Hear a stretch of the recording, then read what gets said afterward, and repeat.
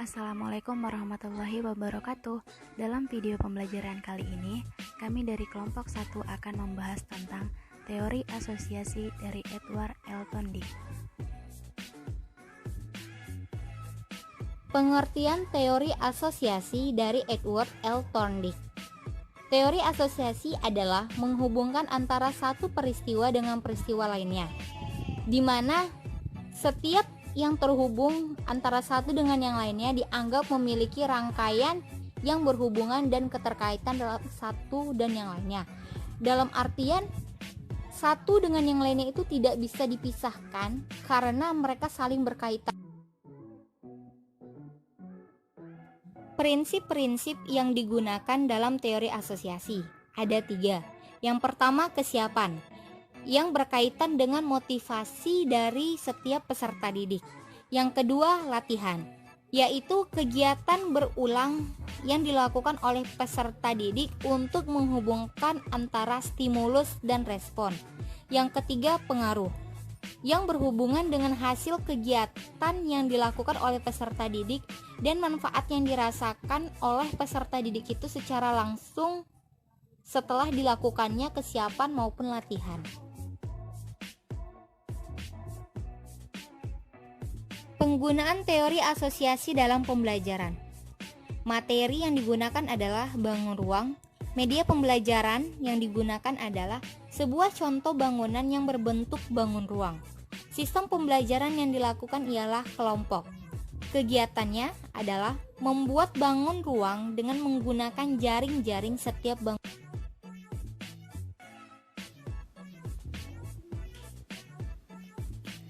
Bangun ruang. Bangun ruang adalah bagian ruang yang disetujui oleh himpunan titik-titik yang ada pada seluruh permukaan yang terdapat dalam bangunan tersebut. Permukaan tersebut disebut sebagai sisi. Ciri-ciri bangun ruang adalah yang memiliki sisi, rusuk, dan titik sudut. Macam-macam bangun ruang adalah seperti balok, tabung, kubus, dan kerucut. Bangun ruang balok adalah bangun ruang 3 dimensi yang dibentuk oleh 3 pasang persegi atau persegi panjang, dengan paling tidak salah satu pasangan diantaranya berukuran berbeda. Balok memiliki 6 sisi, 12 rusuk, dan 8 titik sudut. Bangun ruang tabung adalah bangun ruang sisi lingkung yang terdiri dari tutup dan alas berbentuk lingkaran berukuran sama dan sisinya dilingkari oleh persegi panjang. Ciri-cirinya tidak memiliki titik sudut, rusuk, diagonal bidang, dan bidang diagonal. Sisinya tersusun 3 sisi, 2 lingkaran, dan 1 persegi panjang. Tinggi tabung ditentukan berdasarkan jarak antara titik pusat bidang, lingkaran alas, dan lingkaran atas. Bangun ruang kubus adalah bangun ruang 3 dimensi yang dibatasi oleh 6 bidang sisi yang kongruent berbentuk bujur sangkar. Kubus memiliki 6 sisi, 12 rusuk, 8 titik sudut. Kubus juga disebut dengan bidang 6 beraturan. Selain itu, kubus juga merupakan bentuk khusus dalam prisma segi 4. Bangun ruang kerucut adalah bangun ruang sisi lingkung yang tersusun dari alas berbentuk lingkaran dan diselubungi oleh segitiga.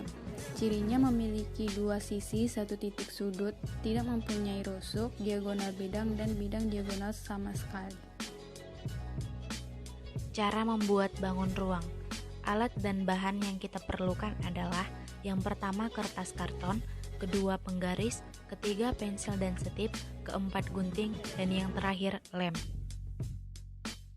Jaring-jaring balok. Balok merupakan bangun ruang 3 dimensi dibentuk 3 pasang persegi ataupun persegi panjang dengan paling tidak 1 pasang diantaranya memiliki ukuran yang berbeda. Jaring-jaring balok terdiri atas 6 buah persegi atau persegi panjang. Langkah-langkah untuk membuat jaring-jaring balok adalah yang pertama, cetak sebuah pola gambar pada karton seperti gambar di bawah ini. Lalu, gunting kertas karton tersebut mengikuti ruas garis yang nampak. Kemudian, lakukan lipatan pada setiap jaring berdasarkan ruas garis hingga membentuk balok yang hampir sempurna. Dan balok itu adalah hasil dari melipat dan mengelem lidah jaring-jaringnya, dan dengan persegi panjang bawah sebagai sisi depannya. Jaring-jaring tabung.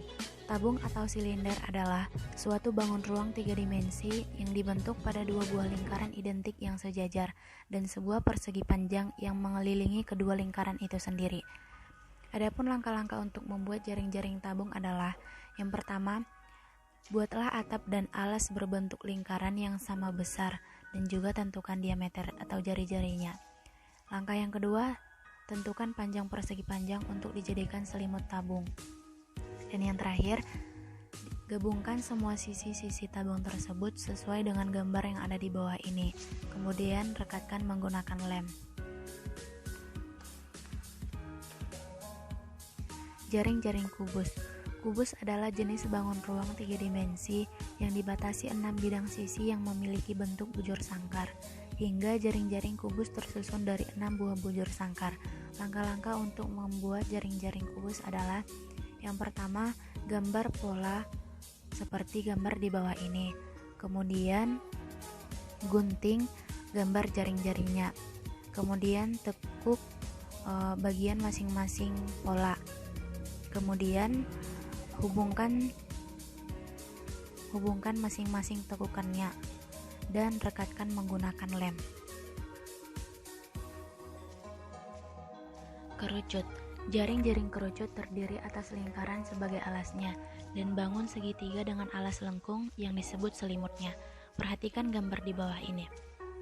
Untuk jaring-jaring kerucut tanpa alas, cukup menggambar setengah lingkaran, kemudian salah satu sisinya diberi tempat untuk menempel jika diminta membuat bentuk 3 dimensi. Untuk jaring-jaring kerucut dengan alas, gambar jaring-jaring kerucut tanpa alas, namun bagian bawahnya ditambah lingkaran dengan jari-jari untuk lingkaran kecilnya, setengah jari-jari dari setengah lingkaran tadi. Alasan menggunakan teori asosiasi. Yang pertama, materi ini dianggap akan memberikan pembelajaran kepada peserta didik dengan kemampuan yang berpikir yang logis, analitis, sistematis, kritis, dan kreatif. Yang kedua, kompetensi ini diperlukan sebagai dasar dari peserta didik untuk mengembangkan, memperoleh, mengelola, dan menggunakan informasi dalam kehidupan sehari-hari. Yang ketiga, dipilihnya sistem pembelajaran kelompok agar membuat seluruh siswa aktif dalam proses pembelajaran dan akan memberikan respon yang baik ketika seorang guru memberikan stimulus atau pengajaran. Dalam artian, ketika dibentuknya kelompok dalam pembelajaran di mana materi yang diberikan adalah bangun ruang, seorang guru akan memberikan contoh bagaimana cara membuat bangun ruang menggunakan jaring-jaring. Lalu peserta didik akan mengamati pengajaran yang diberikan oleh guru tersebut. Lalu peserta didik akan memberikan respon terhadap pengajaran tersebut, yaitu dengan bertanya.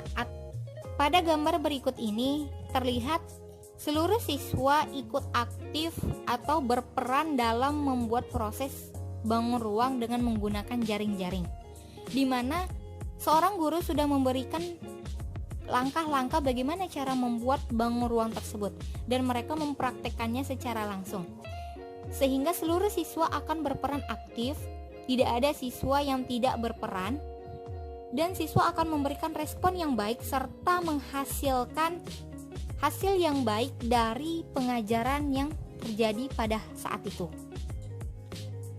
Cukup sekian penjelasan dari kami. Mohon maaf jika ada salah. Semoga ilmunya bermanfaat. Terima kasih. Assalamualaikum warahmatullahi wabarakatuh.